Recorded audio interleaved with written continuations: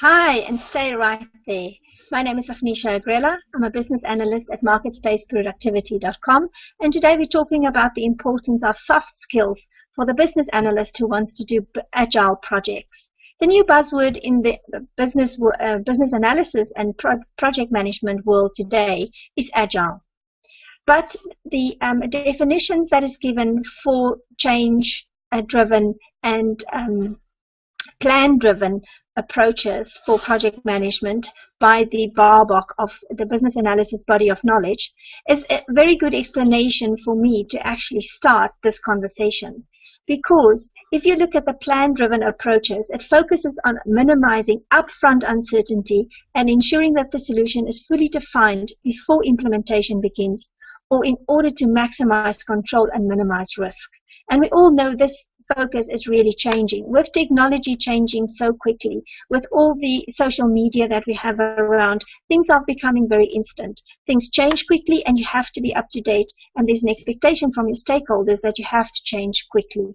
So change-driven approaches focus on a rapid delivery of business value in short iterations in return for acceptance of a higher degree of uncertainty regarding the overall delivery of the solution. So you need to be responsive and you need to be quick. You need to be able to facilitate within the moment of your solution. So things are changing and they're changing fast. In today's world of technology, where it enables us to change and adapt to new ideas and new products faster, we are all under pressure to deliver faster. But we are not necessarily trained or educated to operate in this unknown world.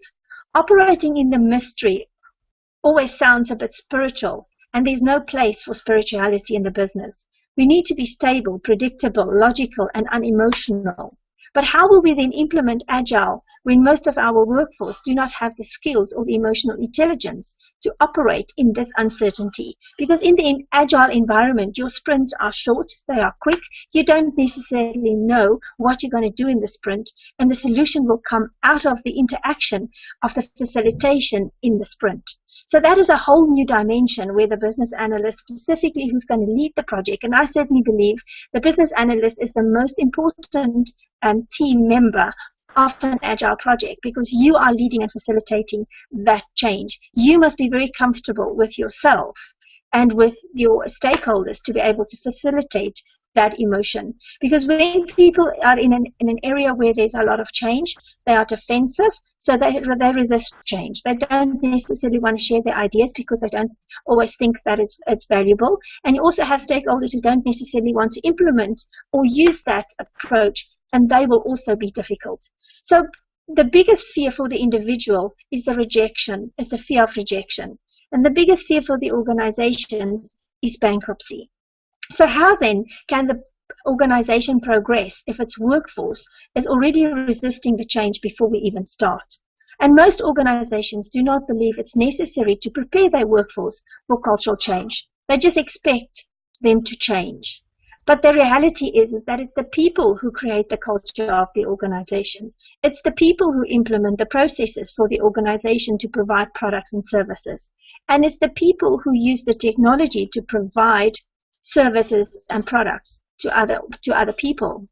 So the most important part of the organization is the individual. And we have to start by developing the individual. And it's how we communicate with each other, and especially in agile environments where there's lots of stress and anxiety. Your way of communication has to be respectful, and it has to create a safe environment.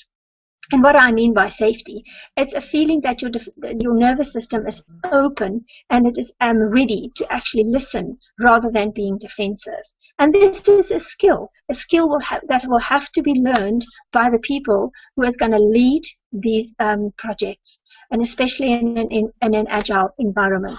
So for me, the business analyst who actually is comfortable with a lot of change and who can actually lead the agile project and facilitate the solutions from a space of, I don't necessarily know what the outcome is. I know where we're going, but we're going to find the solution together. It's those business analysts that's going to embrace the challenge to actually develop their own skills. The skills is not necessarily the organization is not necessarily responsible for developing those skills within the individual, because it's an area where nobody goes. It's spiritual, and we don't talk about the unknown and how to stand in that unknown area.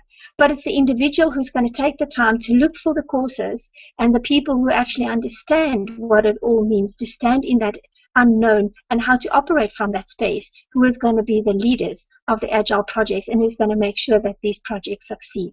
But at marketspaceproductivity.com, that is what